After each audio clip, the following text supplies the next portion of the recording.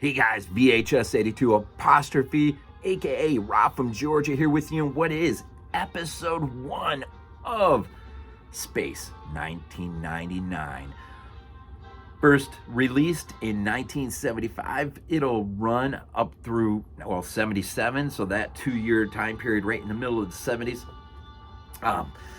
Episode 1, Breakaway, will officially be released in September on the 21st, 1975. Strange to think I would have already had seen Jaws and probably already had been dragged to a Star Trek convention or two. The 70s, I was born in 1970, so I remember as a little kid, riding in the back of the car, kicking Dad's 8-tracks on the bottom of the floor around 8-track. What is an 8-track? But as a kid, man, by 1980, I'm 10, and the entire decade is about to unfold. The rise and fall of the VHS, video industry, video shops, all that wonderful stuff. And so, but back in my early day, man, I remember playing with Eagle One. I got that as a Christmas gift. And so Space 1999 has always sort of occupied, a place in my heart. And so, said Shout Factory went ahead and put out this beautiful box set. I thought, now's the time. I'm going to do something with this. And so I'm going to just kind of go through the best I can. I'm a novice at this. I just kind of throw in my own 2 cents here and there. And but let's get right into this, man. Breakaway. It is the first, and I might say this too, I will be following the episode order as Shout Factory has deemed it by production, not how IMDb has it labeled out. So you probably won't know where I'm going unless you got the Shout Factory box set if you just go into IMDb, because the next one they have listed is not where I'm going. I'm going as a matter of life, I think, which has a cameo by Richard Johnson, 1979, Lucio Fulci's epic zombie. Looking forward to that. Anyways, Breakaway. So what do we got here, man?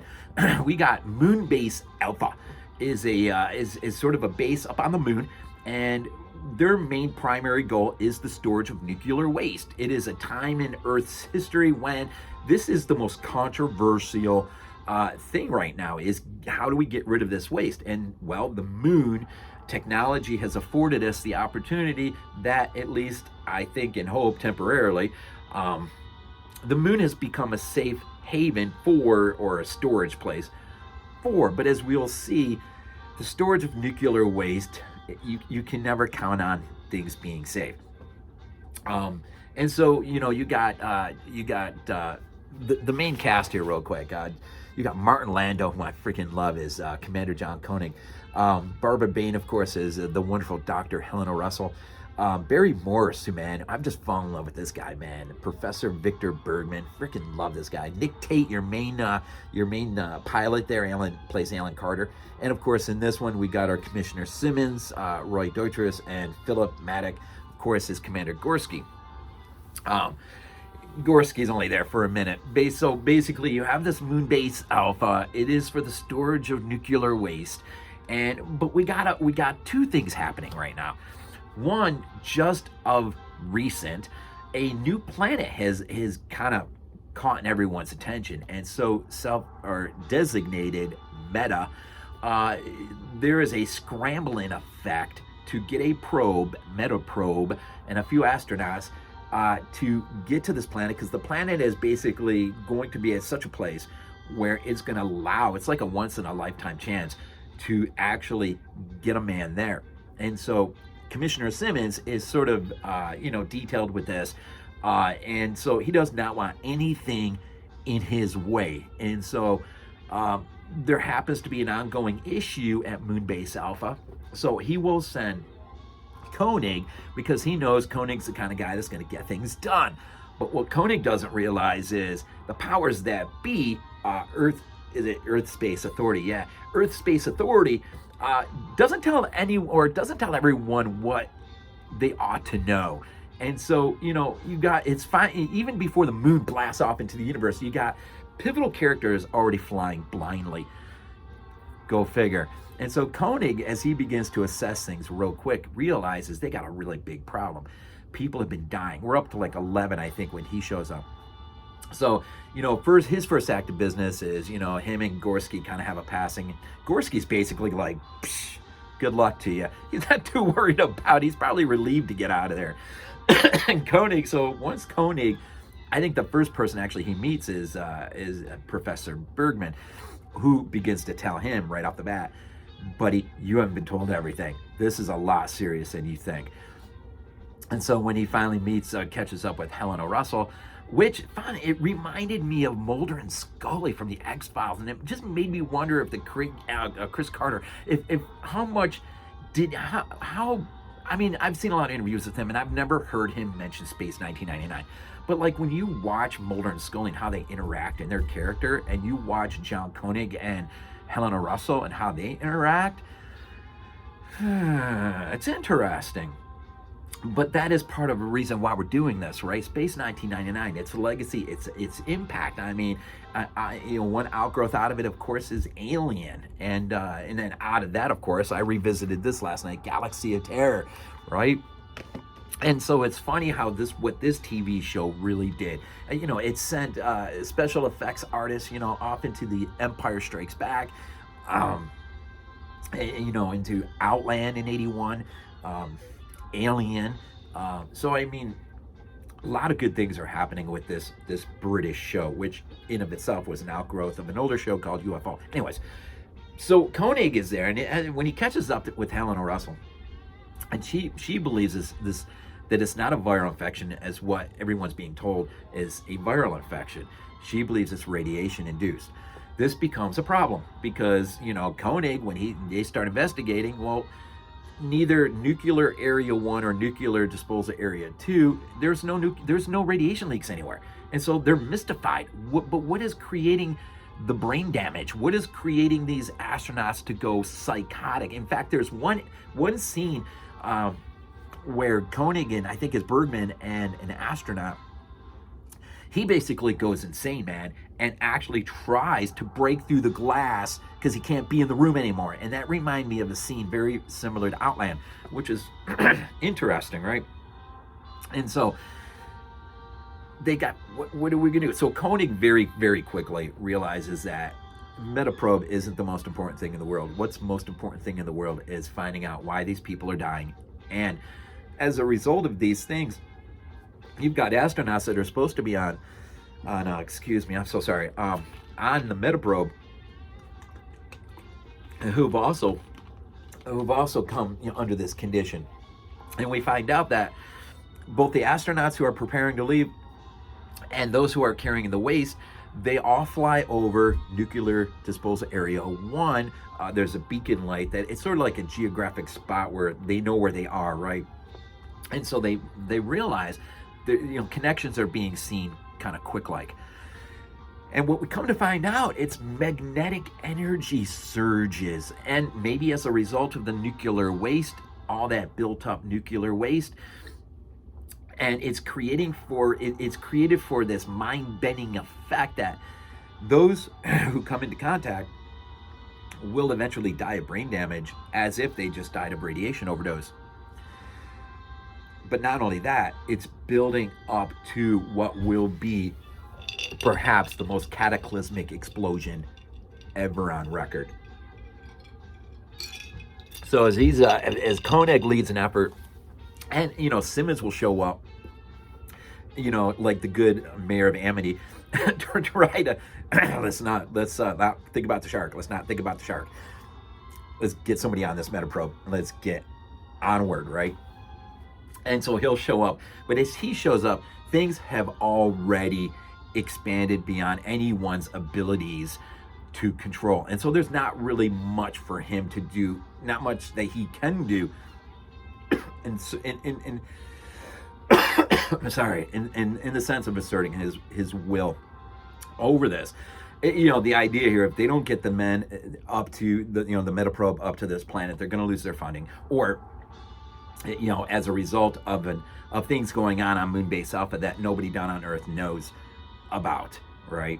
This is sort of the outgrowth of all the cynicism of the 70s. We'll see this time and time again, man. Toby Hooper's Texas Chainsaw Massacre, Romero's Night of the Living Dead, Dawn of the Dead, Craven's Last House on the Left. I don't know what it is about the 70s. Well, I'm sort of being, but it really pissed people off to no end, in which we saw it expressed in ways that, quite frankly, some of the most memorable cinema, TV, perhaps will ever have, ever. And so, things will get beyond anyone's ability to do anything about.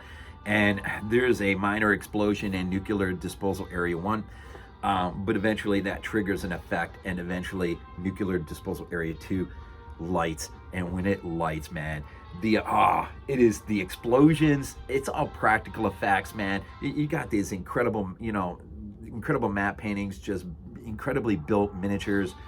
The explosions are unreal at the end, and the explosion becomes an engine that just hurtles the moon out of Earth's orbit into deep space. But the effect, not only on the people on the moon who are clinging to survive, just trying to survive, but back on Earth, man, that is a part of the story that's so cool, because we're not ever really told, other than a small little snippet at the end of Breakaway. There's earthquakes and tidal waves and all of this stuff, right? But Earth is basically left in chaos. And when Koenig at the very end has his first major decision to make, really first major decision, is, do we launch Eagle 1s right now and try to, make a flight to Earth? The computer, which, kind of a la Mother, or really is it a Space Odyssey, 2001, A Space Odyssey, that first gave expression to this, maybe. But you often think of Mother and Alien. Their computer basically, after it considers all the data, just says, this is a human decision. You got to figure out what you're going to do in yesterday. And so Koenig will decide, look, we'll probably die trying to get back to Earth. And the question's not even asked is, what Earth are you going to? I mean, without a moon in its orbit, everything's going freaking crazy on the planet. And so he makes, the critical decision, just do nothing. And so the moon, eventually will slow down to a point where the G-force is doable. And eventually, what can you do, man? At the very end of the episode, you're basically left with 300 some people on a moon that is hurtling out into space with obviously no end in sight, never to return to Earth. But at the very end, the signals from Meta planet are growing more intense. Are they divinely being sent off to Meta? Where are they being sent? Is there even a divine hand in this, or is it just random chance? So one of the things that makes this series so cool is, unlike Star Trek or other things, it really had a very, very cynical look, whether it was at the nature of man, the nature of the universe. How does man really interact with these things when flung into? And the thing that I love about Space 1999 is, kind of like I was reminded by Galaxy of Terror. The universe is a scary place, and it should be a scary place. You're not going to always have a Kirk around you to get out of the getting out of a boat kind of thing, right? Like the Antarctic was at the turn of the century. It's the final frontier, the bottom of the ocean. We still don't know what that looks like. It ought to be a terrifying place. A place that you ought to hide from? No, absolutely not. But one that you ought to be, the Angry Red Planet is another good example, right? I love it when movies sort of, take you to a place and it's a terrifying place. And man, no matter how technologically savvy he may or may not be, he's got to deal with something. He doesn't know how to deal with it, and he's got to figure it out, or he's gonna die. And so Koenig is him and Helena Russell, Victor Bergman, Nick Tate will be really the core. There's other characters that will come in the next few episodes that I'll spend more time on. But for now, basically, nuclear explosion, Earth is plummeting into chaos, the moon is hurtling out into space, and you got 300 some people on the moon wondering, what does tomorrow bring? And we're gonna find out with episode 2.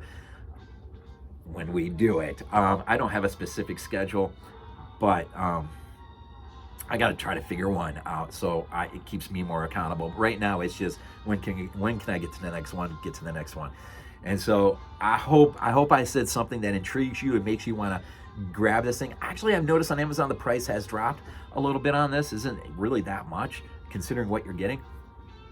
And so, anyways, I hope you appreciated these few minutes, and I really do love Space 1999, and cannot wait to get into episode 2. But with all things good in life, we always end these things off with Go Bills.